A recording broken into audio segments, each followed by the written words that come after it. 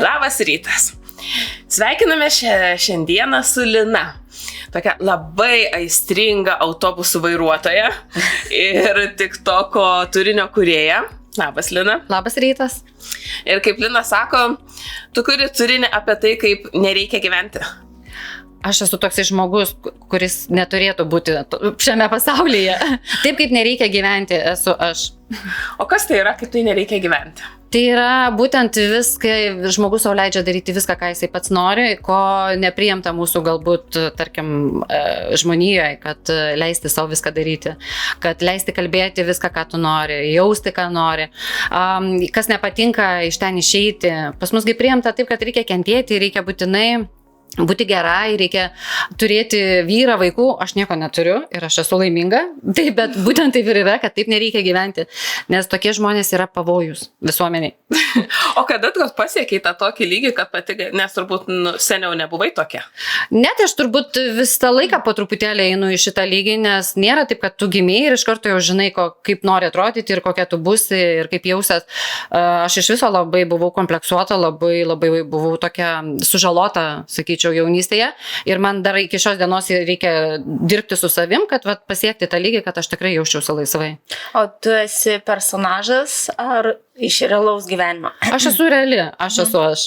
Tik tai aš save vadinu internetinėje erdvėje Leila, dėl to, kad man tas vardas labai gražus, bet visi tėvai, giminės mane, aišku, į mane kreipiasi Lina, nes... O kaip jie reaguoja į tavo tokią vaidybą?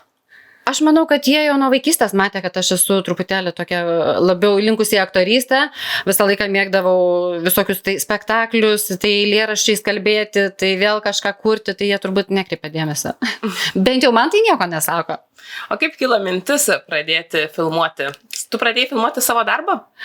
Pirmiausia, tai aš pradėjau filmuoti dar YouTube'ės, tik tai laikais dar net nebuvo TikToko, pradėjau filmuoti būtent savo darbą, kai prasidėjo su autobusais, nes man tada pasirodė labai įdomu parodyti žmonėm, kaip iš tikrųjų yra ta darbo virtuvė, nes mes matom tik tai išorę tą spektaklį, sakykim, o visa virtuvė tai yra tikrai sunku, būdavo ir iki ašarų, ir iki streso, ir iki visko, ir pradėjau rodyti, kaip įvažiuoti nėra kur, kaip mes vargstam autobusų vairuotojai, turistinio autobusų vairuotojai, kai reikia pačiam susirasti vietą, kur pastatyti autobusą, rasti, dar prašyti, kad įleistų kažkokie taksistai. Vienu žodžiu, pradėjau rodyti ir prasidėjo taip, kad atsirado žmonių, kurie susidomėjo mano veikla ir man toksai kabliukas, kad reikia daugiau, reikia toliau. O prieš tai tu visą laiką vairavai autobusą ar buvo kažkokia kitokia darbo sritis? Mano vairavimas prasidėjo iš vis Lietuvos kariuomenį, kai aš dirbau dar tenai ir tada tiesiog atėjau pas vadą ir sakau, tamsta vadė, aš išsilaikiau C kategoriją, duokit man magyrus, aš noriu vairuoti. Tai man pasisekė, kad mano vadas manim patikėjo ir sako, gerai. Nors visi sakė, o dieve, tik ne boba už vairo, taigi bus avarija. Ir prasidėjo mano karjera vairavimo kariuomenį, 8 metus aš tenai atvairavau. Ir tada išėjau ir prasidėjo jau visų paieškos autobuso. Aišku, manęs iš pradžių nepriėmė, nes aš neturiu patirties, tada man reikėjo dar palaukti šiek tiek. Po to teko truputėlį apgauti vėl eilinį kartą, kaip ir visą laiką į darbus visus, kai einu, aš apgaunu, kad aš moku, nors iš tikrųjų nelabai moku, bet sakau, aš geriausiai moku. O paskui išmokstu tenai darbe. Tai vadinasi, kaip ir visą laiką ir vairavai autobusą? Ne, aš tai aš kariuomenį vairavau sunkvežimius, o su autobusu buvau važiavus gal kokiu maks 15 kartų ir tai ne su tuo nesu dideliu, o su mažesniu. Ir kai jau darbinausi į turistinio autobuso firmą Vilnetą, tai sakiau, kad aš esu profesionali turistinio autobuso vairuotoja. Sako, tu tikrai turi patirties? Sakau, daug. O tu esi vaira? Tai tu Lietuvoje jau pradėjai ir atvažiavai čia jau? Ne, tai aš pradėjau dirbti Lietuvoje, bet kadangi atėjo tas korona, tas laikas, kai užsidarė visos sienos ir turizmas tiesiog baigėsi, užsidarė visas turizmas, aš netekau darbo, nes tuo metu nereikalinga ta profesija buvo. Tada aš tiesiog ieškojau bet kur darbo, kad bent jau kažkaip, kad išgyvent ir ačiū tau Norvegija, nes jinai man ištiesė pagalbos ranką ir aš taip atsidūriau Norvegijoje. Bet aš tada Norvegijoje 3 metus vairavau paprastą miesto autobusą, kol vėl sugrįžo mūsų turizmas, vėl įsibėgėjo, vėl turistai, vėl viską, vėl tada perėjau į tą. O galėtum palyginti, koks skirtumas Norvegijoje ir Lietuvoje vairuoti turistinį autobusą? Aš dirbau Lietuvos firmai, bet aš vis tiek važinėjau čia Skandinavijoje. Skandinavijoje ir Europoje. Aš Lietuvoje... Bet sėdi tie, ne klientai kaip jie. Turistai. Turistai buvo vis tiek lietuviai, o čia yra Norvegai. Ne, nebuvo lietuviai. Aš esu lietuvius vežus tik 2 sykius per visą savo karjerą. Buvo iš Azijos. Azijiečiai visą laiką buvo pagrindę. Amerikiečiai, azijiečiai. Tai skirtumo nelabai yra, ar Lietuvoje vairuoti, ar čia? Ne, iš vis nėra skirtumo. Čia gal biškai sudėtingesnės vairavimo sąlygos? Kalnai, sniegai. Ta prasme, ar pačioj Lietuvoje, tai aš sakau, aš Lietuvoje labai esu mažai vairavus, maks gal kokius tik tai 3 kartus irgi per Lietuvą pravažiavus autobusu, tai iš Šiaulius į Vilnių, į Kauną ten iš vis nėra ką. Nepalygint kaip čia, kaip reikia kalnuose. Tai kas smagiau vairuoti, lengvai automobilį ar didelį, gigantišką automobilį? Iš tikrųjų, man labiausiai patinka vairuoti sunkvežimį vilkiką, fūrą, nes aš dabar šiuo metu irgi žiemą vairuoju jį už tai, kad nėra turistų, negaliu dirbti savo mėlymo darbo, tai tada žiemą vairuoju fūrą, aš vadinu fūrą. Visi sako, ai, nevadink taip. Tai man jį labiausiai patinka dėl to, kad jisai geriausiai sukinėjasi.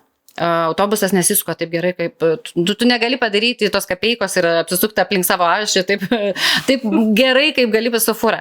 Bet su autobusu aš važiuoju visur ten, kur nesu buvus, į visokius kitus miestus, į šalis, tai tada renkuosi, aišku, tą darbą vasarą, nes aš noriu keliauti. Nemokamai keliauti. Aš, žodžiu, gaunasi, kad aš turistė nemokamai, nes aš važu dar kitus. O šiaip tai aš galvoju, kad, nežinau, turbūt pagal žmogaus pomėgį, kiekvienam savo. O yra kažkokia buvusi labai sudėtinga situacija, pavyzdžiui, su fūra, aš irgi fūrą vadinu, kai padaro, pavyzdžiui, žirklės, tas vadinamas su priekaba. Ačiū Dievui, dar neteko man. Nevažiavau su vilkiku šiauriai, tai dar nežinau šito, nepatyriau, bet dirbau su autobusu šiaurės Norvegijoje, ten, kur tikrai buvo ir slidu, ir sniegas, ir pūgos.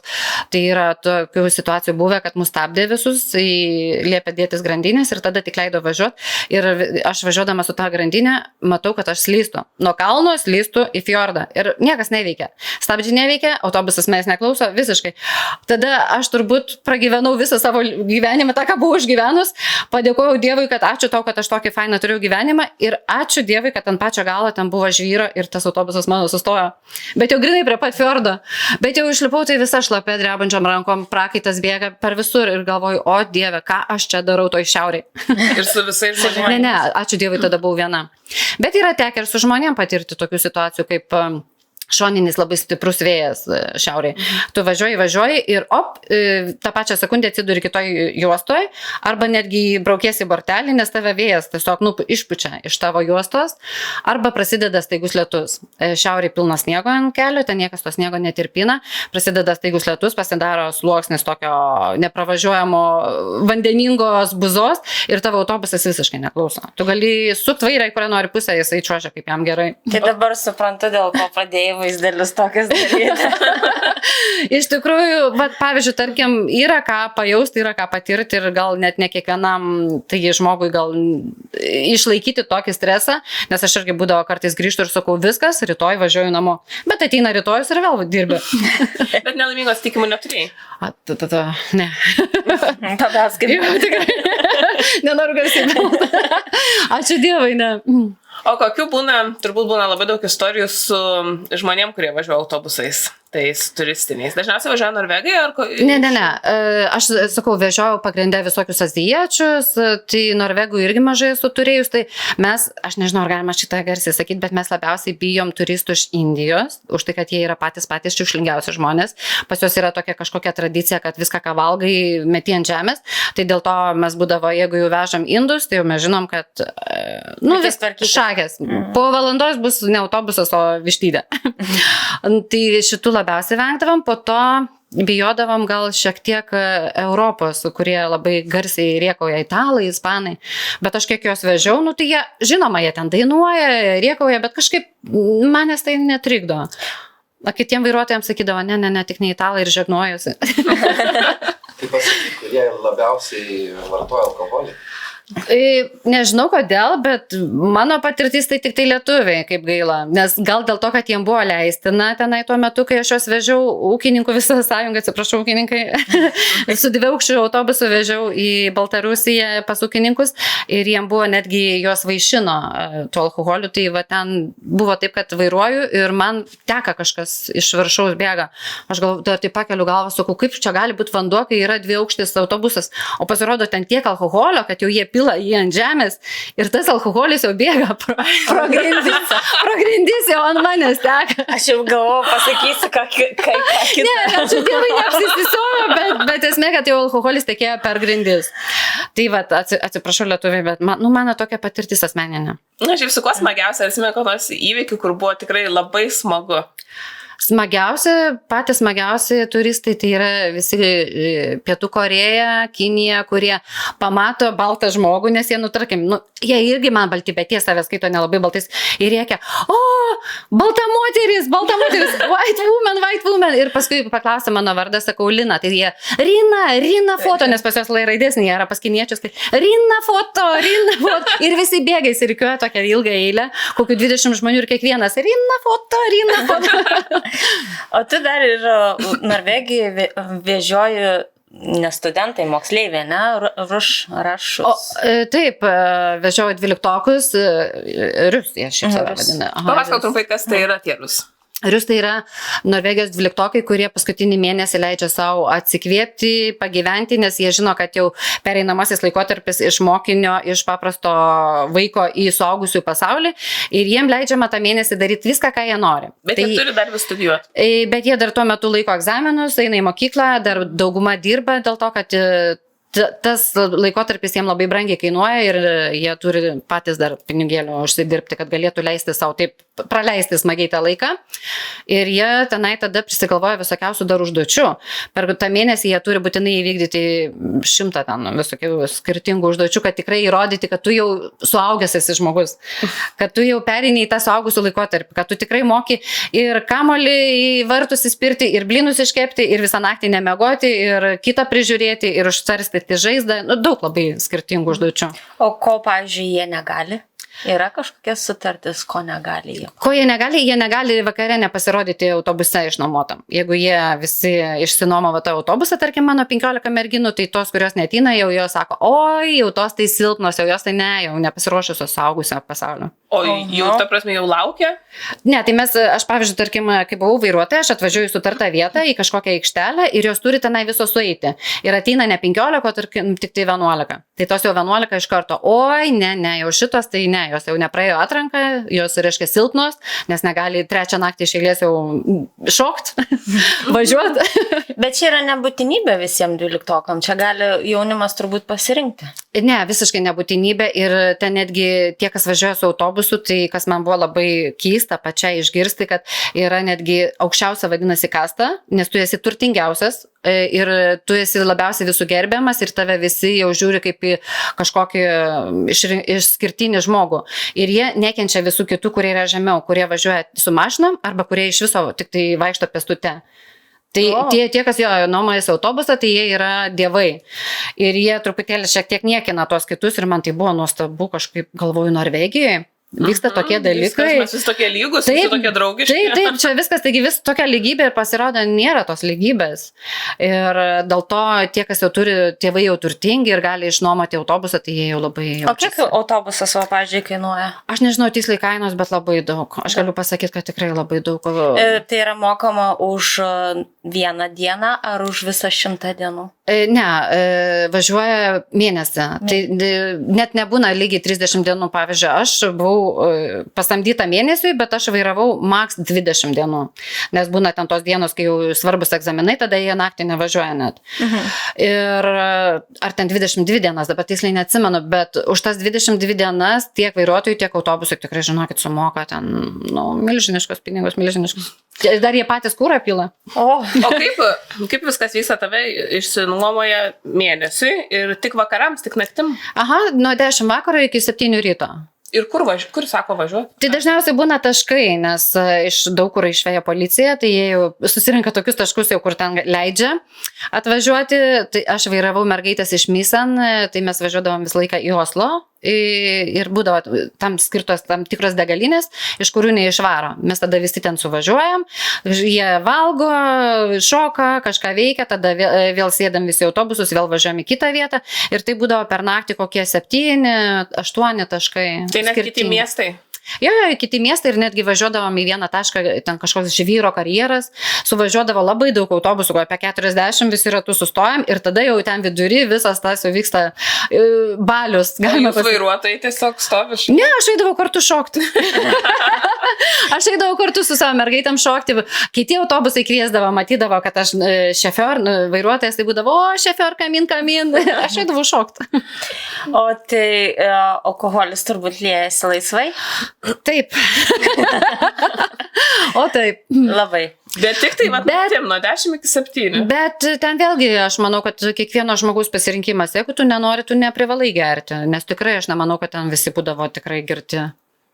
Nemanau, kad kas nors likutė įstatytų ir turi gerti. Tai va, aš manau, kad savo noro, jeigu nori geri, jeigu nenori negeri. Bet kažin kas būna, kai pasako, ne, aš nenoriu gerti. Ar nebūna, pavyzdžiui, kaip tu sakai, silpnas, išvadinamas? Dėl šito tai nebuvo tokios, kad tyčiotųsi. Ne, ten esmė yra dalyvauti, kad tu būtum ir kad tu šoktum, kad tu važiuotum, kad tu... Tai kaip ir prievartos nėra? Ne, dėl gerimo tikrai nėra. O grįžtant dar apie fūrą, sakai, vairavai. Kaip vyrai, kaip kolegos, tai daugiausiai turbūt vyrai, į tave Norvegijoje čia žiūrėjo kaip į moterį turistą. Tai aš pradėjau pirmiausia Europoje dirbti, Lietuvoje, paskui Europoje su fūra mano pirmieji buvo bandymai. Tai aišku, kaip dažniausiai būna, kad, o dieve, buvo už vairo, nusiaubas, košmaras. Paskui, aišku, pamato, kad tu nieko iš jų neprašai, ten privaryti galų fūros neprašai, pati prisivarai. Tada, gal ir nieko visai. O yra tekę pasikeisti, pavyzdžiui, padangą? Ne, net nemokėčiau rimtai. Nemokėtum? Aš net neatsukčiau, ten taip sunku. Yra tekę tik šokinėti ant domkrato įdėto, kad atsukti, nėra šansų. Tai vikingą kviečiat? Tai Norvegijoje tai tik tai vikingai, o Lietuvoje nežinau, ką daro Lietuvoje. Patys keičiasi. Gal. Tai kai čia dirbai, buvai vyrų kompanijai vienintelė moteris? Aš visą laiką, mano visas gyvenimas, aš esu tarp vyrų ir man visą gyvenimą visi sakė, kad aš turėjau gimti berniukų ir mano tėtis augino mane kaip berniuką, kaip sūnų, antrą sūnų, nes aš turiu brolį vyresnį. Jis niekada neskirstė darbų į vyriškus ir moteriškus, mes abudu su broliu traktorius vairuodavom, laukus ėdavom, akėdavom, ardavom, viską darydavom, ką priklauso ūkyje ir niekada man niekas nesakė, kad aš mergaitė. Ir aš tik tai sulaukus 18 metų, kai nuėjau į kariuomenę ir sakau, aš noriu tarnauti kariuomenį, jie man sako, mes moterų nepriemam. Aš tik tada supratau, kad aš esu ne vyras. Aš sakau, kaip supras moterų nepriimat? Sako, tu ne vyras. Man buvo toks šokas, aš vos neverkiu, sakau, aš noriu tarnauti kariuomenį. Sako, gerai, tada į savanorius. Bet tai kaip mane augino kaip vyrą, o aš ne vyras. O yra tekę, pažiūrėjau, moterų sutikti irgi fūriškai? Labai daug ir labai fainų. Žinokit, moteris fūristas tai iš viso yra tokia kategorija, kuriuom aš jaučiu labai didelę pagarbą, myliukas. Tikrai, ir žinokit, jos tokios yra, tokios ir moteriškos, ir netgi būna moterų savaitės, kai vairuoja su suknelėm. Bet tiesiog pasidaro tokį, fūristas, bet šią savaitę vairuosim su suknelėm. Tai žinokit, jos ir gražios, ir pasidažiusios, ir su suknelėm, ir vairuoja tokią didelę transporto priemonę.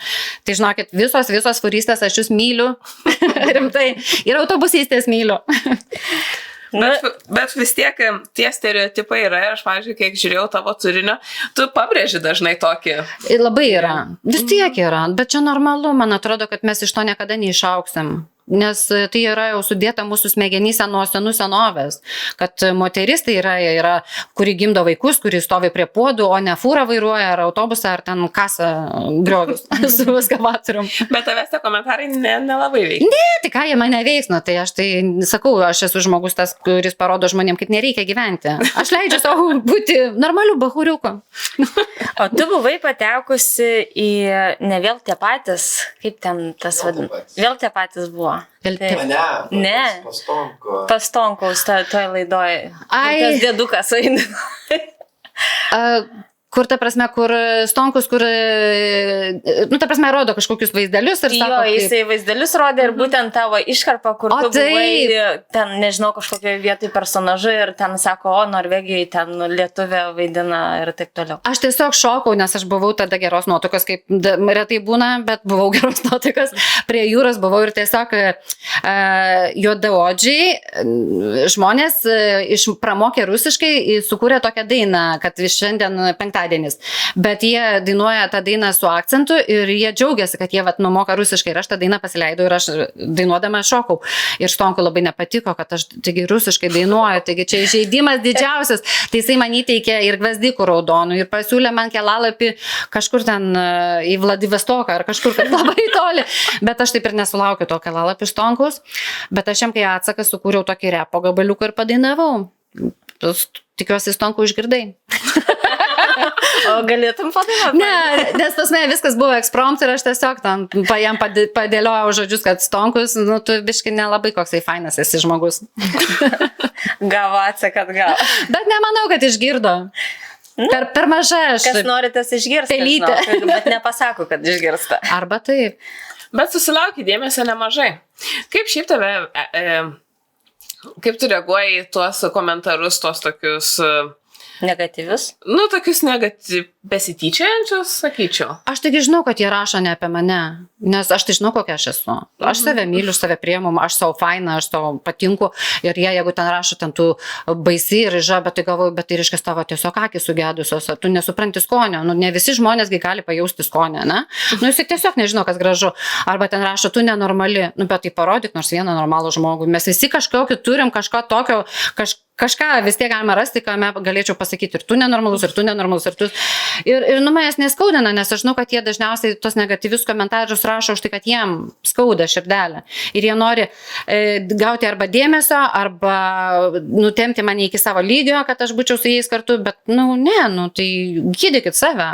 Nu. Kas vienam negatyvų gali atrodyti, kitam gali pozityviai atrodyti. Čia vėl. Bet į pokalbius leidėsi atrašyti. O jo, man labai patinka. Man labai patinka. Man iš viso negatyvus komentarai tai yra mano perliukas, nes aš iš jo daugiausiai padarau kontento. Nes nu ką galima padaryti iš gražių komentarų? Padėkoti, ačiū labai, kad jūs mane myli. Rimtai. O negatyvus ten tiek fantazijos tada. Wow. Einam dabar į pertrauką trumpam. Gerai, einam atsigerti kavos. Atsigeram kavos. Kaip man visko trūksta, tokia jaučiuosi nuoga, jokio papuošimo neturiu. Lyg tortas be papuošinimo būčiau. Na, atrodo, kaip tortas tikrai tokia graži, bet kaip tortas be vyšnios. Skanu, bet nefotografuočiau. Tai kokį man dabar papuošalą užsidėti, ką tu man siūlai, draugė? Žiūrėk, special for you. Tu man tokį siūlai žiedą?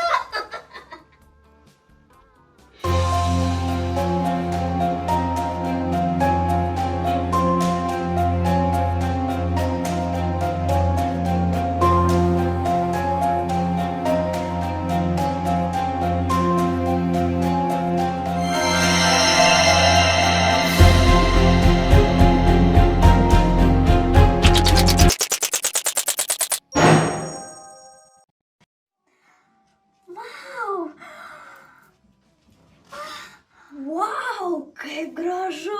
Fantastika!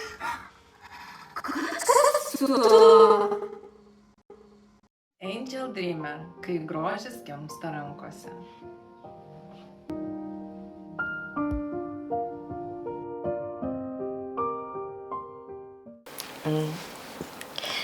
Grįžtame po reklamos, klausimų, ko neklausiam ir noriu paklausti, o kaip būtent tą TikToką pradėjai kurti? TikToką labai lengva kurti, nereikia tiek įdėti pastangų, kiek reikia YouTube'ai. Nes aš vis dar darau YouTube'ai filmukus, bet ten reikia labai daug, tiesiog užima daug laiko. O TikToką va, pasiėmei, paspaudai, pašnekėjai nesąmonę kažkokią, paleidai ir viskas. Ir važiuojam. Kiek tu followerių turi? Nedaug, gal 30 kokie 2000. Normaliai. Bet nedaug. Buvo kažkas nuo kažko prasidėjo bumas. Kažkokį video idėją ir tada pasipylė. Pats pirmutinis video. Labiausiai, aš pasakysiu, labiausiai mano auditorijai patinka, kaip aš šneku apie seksą, apie antrą galą, kaip aš padedu vyrus į jų vietą, galima taip sakyti, kai jie, tarkim, ten bando mane įžeisti ir man ten sako, oi, tu vis tiek ten po tiltu man kažką darysi, čiulpsi, o aš iš to padarau labai fan video, nes aš tikrai neapsikraunu tokiais dalykais. Ir tada būna milijonas peržiūrų. Visiems patinka. Reikia arba nuogai nusirengti, arba kokie savo tokius dalykus daryti, tada turėsi daug followerių. Tikrai, bet tik tas padeda, parodai papus, pašnekė apie seksą ir followeriai kyla. Daugiausiai vyrai followeriai.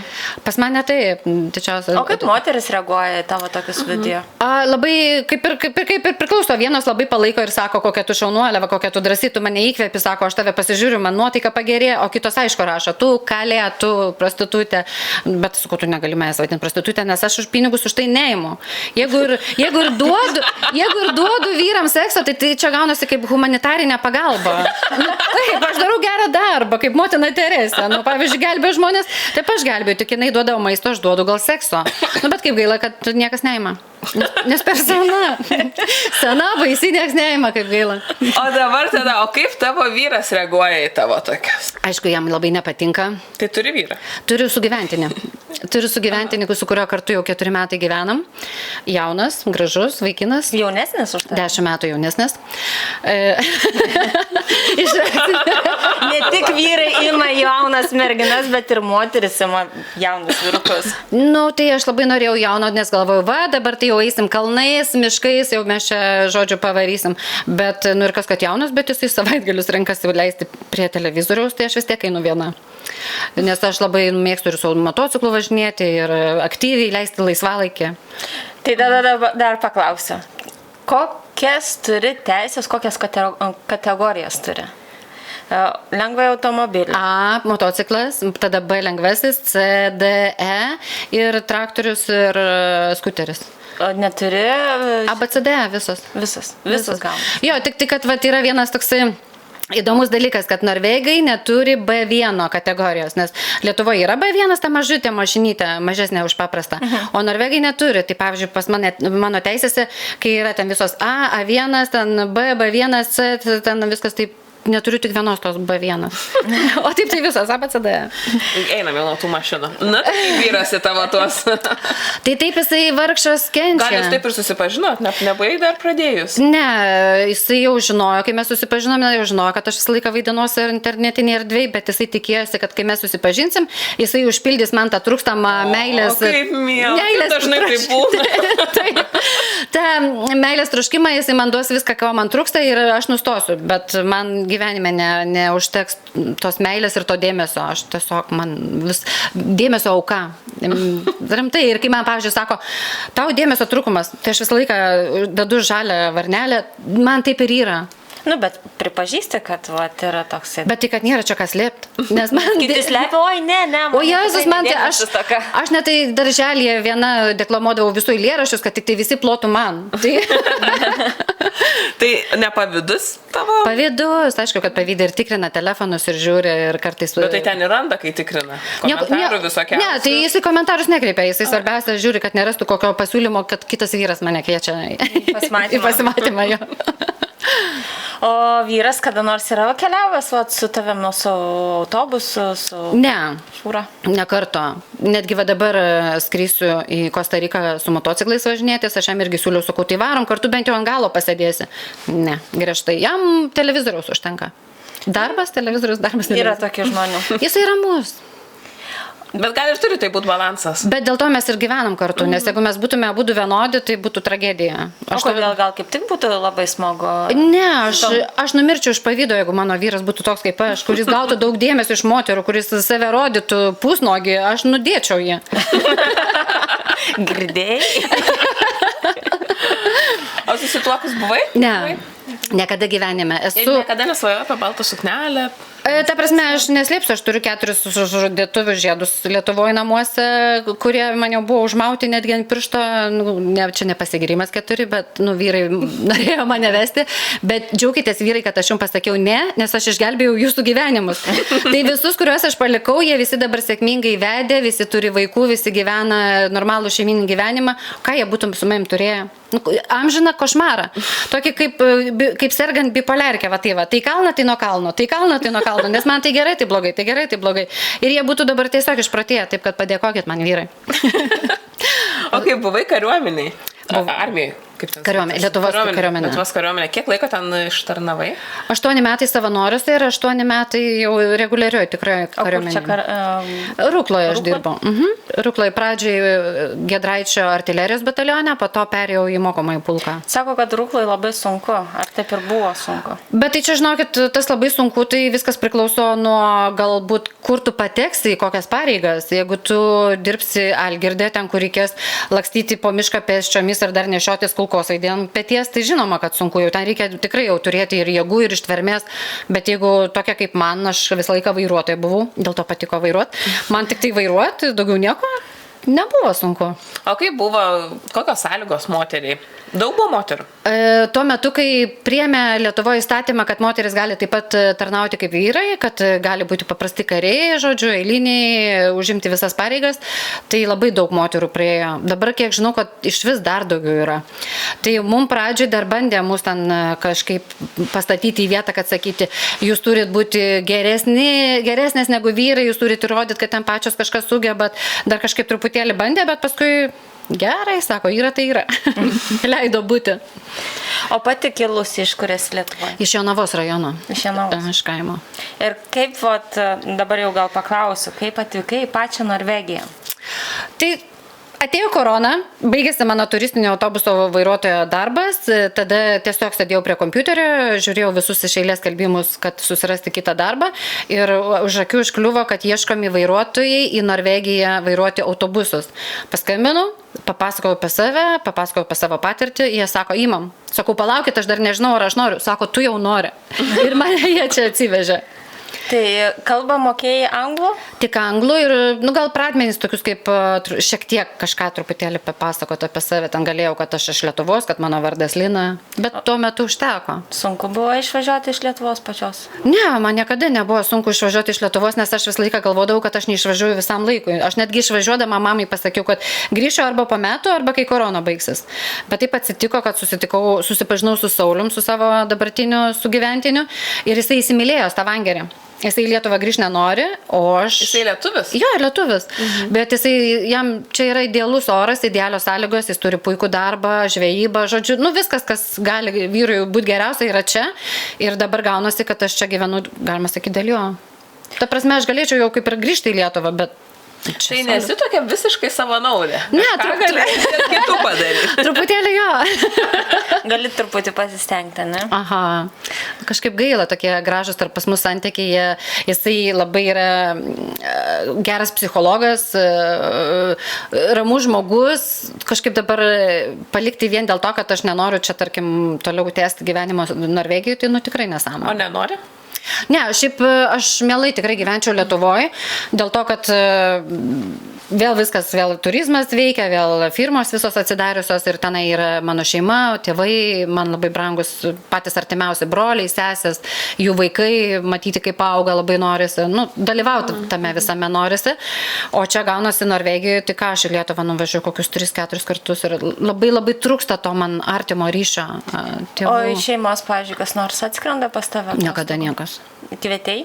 Buvo vienas iki brolis atskridęs su šeima prieš porą metų turbūt 4 dienom ir viskas. Daugiau. O kodėl? Aš nežinau, gal neturiu sąlygų, kur apgyvendinti savo šeimos, nes mes gyvenam nuomojamam bute, 2 kambariai, gal dėl to nieks neskrenda. Tėvai, aišku, neskrenda, nes neturi kur gyvulių palikti, jie taigi ūkininkai, karvių 100, šunų 100. nežinau, pusės yra neskrenda, nes irgi savos problemos. Na čia turbūt pas visų daugumą, nes aš irgi, pavyzdžiui, kiek bendrauju, paklausiu, ar pas tavęs atvažiuoja šeima ir dažniausiai sako, jo, atvažiuosiu, laukiu 1 metus, 2 metus, trečių vėl paklausiu, kada atvažiuosi. Nu tai va, dabar neturiu, čia reikia tą susitvarkyti, reikia tai turbūt pas visus tai būna. O man tai dar skaudžiausia, kad aš iš viso, kai čia atvažiuoju, mane visi pamiršta ir nustoja rašyti. Nustoja bendrauti, niekam aš nebereikalinga, nes aš ne Lietuvoj. Kai aš Lietuvoj, mano telefonas netyla. Visi ir brolio vaikai, ir pusseserės vaikai. Visi mane myli, visi prisimena, visi Lina, ką tu veiki, kaip gyveni. Čia atvažiuoju viskas. Mama vienas parašo per savaitę. Nu čia, nežinau, pas mane irgi tas pats būna. Kažkokia kaip užburta. Užmiršta, galbūt nebenori, žinai, tie... Gal nenori trukdyti. Tipo, nenoriu trukdyti, bet iš tikrųjų tai kom jie gali sutrukdyti. Nu, nemanau, kad nenori trukdyti. Bet čia visų pasakymas toksai būna. Pas mane irgi nenori trukdyti. Aš manau, kad tiesiog jau kai išvažiuoja, nu tai norėjai išvažiuoti ir važiuok. Ir būk tu tenai. Nu, niekas ir neklaus. Aišku, nuo šeimų priklauso tas bendravimas. Bet kažkaip dauguma vis tiek. Dauguma, kaip išgirsti, tai taip būna. Aš dar noriu tokį paklausti klausimą.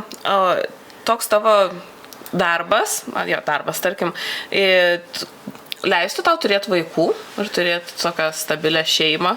Gal ir leistų, nes taigi turi moteris ir furistas, ir autobusistas turi vaikų. Būtų suderinama? Bet aš tai pati labai bijau. Labai tikrai bijau. Jo, niekada gyvenime net nenorėčiau jokio kito priimto nei vaiko auginti, nei savo, nes aš visą gyvenimą mamai sakydavau, kokio velnio tu mane pagimdėjai, jeigu šitaip sunku gyventi šitam pasaulyje. Man tikrai labai sunku gyventi. Man reikia kiekvieną dieną galvoti, iš kur man gauti pinigų, kaip susimokėti mokesčius, iš kur gauti maisto, iš kur gauti butą, kaip gyventi. Ta prasme, man tai baisu ir dabar atsiranda mano dar vaikas, nu viskas šakės. Tai mano tėvai jį turėtų auginti. Nes mano tėvai turi pinigų, o aš visą gyvenimą ubagę. Tai dabar įsivaizduokit, kaip tam vaikui. Ką aš jam galėčiau duoti? Ir dar tokia psichiškai nestabili, tokia va. Vieną dieną noriu autobusą vairuoti, kitą dieną fūrą, vieną dieną noriu... Kaip tik nuramintų vaikas? Ne, būtų tam vaikui šakės nuo manęs. Nu, kam tą vaiką traumuoti? Ir taip, tų traumų pilna tam pasaulyje. Kam dar vieną papildomą... Į gyvenimą žiūri realistiškai labai. Nu taip, nes aš galvoju, kad iš vis vaikus turėtų auginti tik tie, kurie psichiškai stabilus. Kurie tikrai žino, kad jie nori to vaiko, kad į tą vaiką žiūri ne kaip į, dabar turiu vaiką, tai aš jau save įtvirtinau šitam pasaulyje. Ne, tu į tą vaiką turi žiūrėti, kad aš auginu šitam pasauliui žmogų, kuris turi kažką daryti gyvenime, kad jisai būtų geresnis tas pasaulis. Nu, tas žmogus, tu turi jį taip užauginti, kad jisai nenorėtų nei vogti, nei žudyti, nei ten gerti ar dar kažką daryti. O aš su savo mentalitetu, kaip aš užauginčiau alkoholiką, nes jisai matytų, kaip aš savaitgaliais vyną geriu. Bet tu taip save kritiškai žiūri. Ką tu manai apie visokius kaučerius, psichologus? Esi bandžius ten savo traumas gydytis su profesionalų pagalba? Aš esu bandžius, sakau, esu bandžius pas daug, bet labai viena mergaitė tikrai patiko Lietuvoje, kuri man tiesiog realistiškai, jinai ten nesu žvaigždėm, nesu kažkokiais akmenukais būrė, bet jinai tiesiog paklausė manęs, mes įsišnekėjom, psichologiškai jinai man pasakė, kaip galėčiau jaustis, ką turėčiau padaryti, kad galėčiau jaustis geriau, o visi kiti, ką esu bandžius, tai žinokit, aš arba susipykstu, arba baigėsi užblokavimu. Nu, rimtai. Aš jiem nepatinku su savo tokiu kitokiu mąstymu. Tai dar grįšiu prie vaikų, tokia mintis toptelė. Jeigu turėtum vaikų, ar leistum filmuotis ir daryti tokius filmukus kartu su tavim? O taip. Mano vaikas jau gimęs būtų į kadrą įtrauktas, nes kaip daug peržiūrų pritraukia vaikai.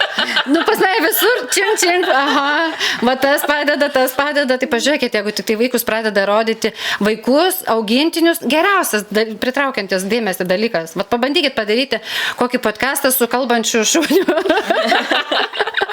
Ir dar vaikas, jeigu koks šalia fainas. Gal, kada nors. Būtų įdarimas ir vaikas. Ne, iš tikrųjų labai vaikai, aš gal nepritariu tam, kad vaikus išnaudoti kažkaip, tarkim, bet jį įtraukti į kadrą irgi ten, tikrai labai fainai. Pavyzdžiui, mano dukra galėtų mane dažyti, kol aš šnekėčiau apie fūrą. O ko labiau norėtum, dukters ar berniuką? Dukros. Nors pati sakai, kad esi tokia vyriška. Jo, bet aš labai myliu mergaitės, nes jos tokios gražios, mielas, fainas, tokios, va, kaip ir jūs, va, pavyzdžiui, jūs tokios gražios, pasidažęs, tokios, mielą malonu žiūrėti. Vis tiek moteris yra grožis, sakykit, kaip norit, vyrai to grožio neturi. Tai ir pati esi grožis, Ačiū. turi priimti tą grožį. Ne, man viskas gerai, aš normaliai su savimi jaučiuosi, bet nesijaučiu gal visiškai moterim. Ta prasme, pilnai, kad jau ten jau visiškai moteris. Aš noriu būti tokia, man patinka, pavyzdžiui, tą pačią. Jo, man patinka tą pačią fūrą vairuoti, nes aš tada valdau kažką didelį, reiškia, aš esu, kažkokia valdovas, kažkoks stiprus vyras, Pas mane yra tėtis vairuotojas, irgi jisai turi fūras, vairuoja. Ir kažkada labai senai sėdėjom prie stalo, turėjom svečių ir aš esu brolis ir aš iš mūsų tėvų, nes dabar tėtis turi kitą šeimą. Tai ir tokį klausimą uždavė mano buvęs draugas, sako, ką leistum dirbti savo įmoniai, sūnui ir dukrai. Tai tėtis sakė, sūnui duočiau dokumentus tvarkyti, o dukrai duočiau fūrą vairuoti. Tėtis mato geriau, kuris vaikas kaip... Nes aš irgi esu ir traktorių, ir kombainą, ir visus tus esu pavairaus, bet teisų neturiu. Tieko, tai jūs suveiksim.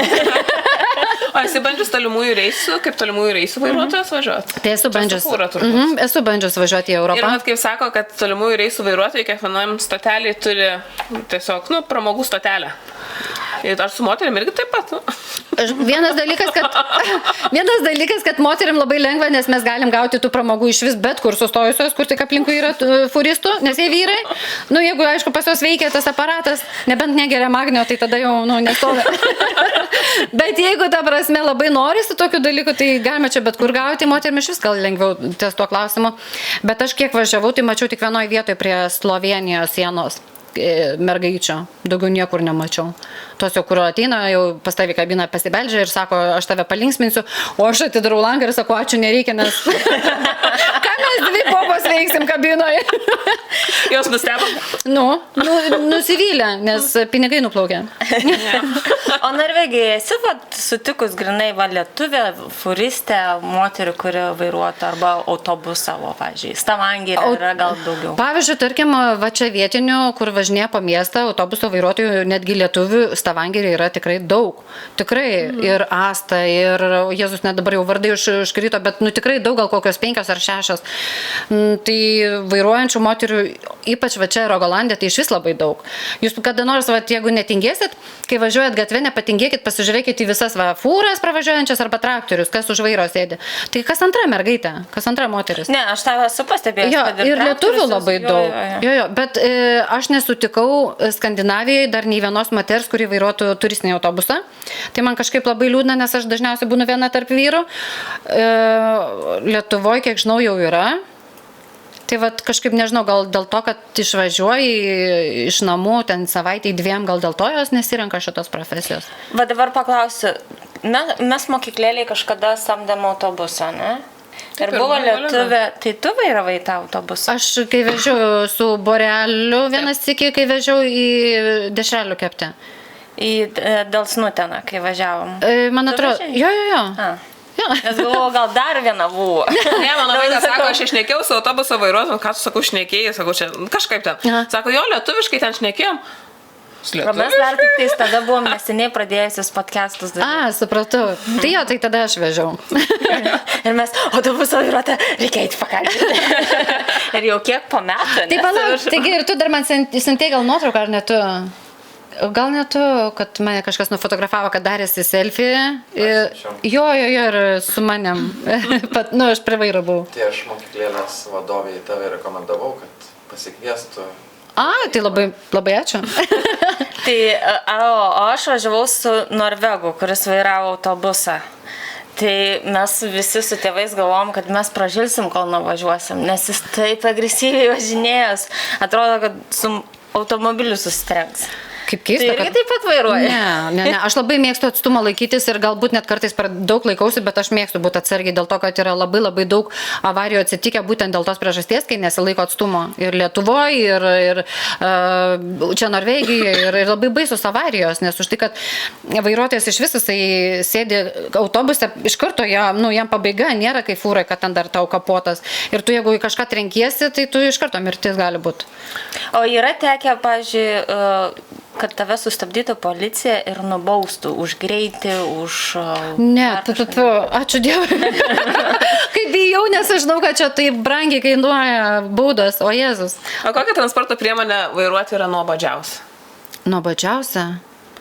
Turbūt dviratė, atsiprašau, bet rimtai labai žiauriai nekenčiu mintį ir kiek mini, tiek vis tiek atrodo vietoje. Ypač jeigu į kalną važiuoju, niekada gyvenime nebeužvažiuos. O dar pasidarai ten ant to pirmo rankokio, ten bėga, mini. Dabar taip nuobodu. Išduok paslaptį, ar tie dviratininkai taip labai jau trukdo važiuoti kelyje. Ypač Stokholme ir Danijoje, Jėzus pamiršau, Danijos sostinę, Kopenhagoje. Tragedija. Ir dar Baladoje. Tu važiuoji iš lėto, jau ten iš visų pusių, va čia va dviračiai, čia dviračiai, jau ten jau bijai kažką užkabinti. Ir dar į Baladoje, nes tipo tu ant jų juostos važiuoji. O kad tu fiziškai netelpi į tą juostą, nes tu esi didelis autobusas, niekam neįdomu. Ir jie tokie agresyvūs, dar pravažiuojant visą laiką kažkokių gestų prirodo. Jo, labai. Bet tai čia, sakau, man Stokholmas ir Kopenhaga. O man iš tikrųjų teko praeitą savaitę sekmadienį su Benu važiuoti į Stavangerį ir mačiau pirmą kartą konfliktą autobusisto. Autobusų stotyje.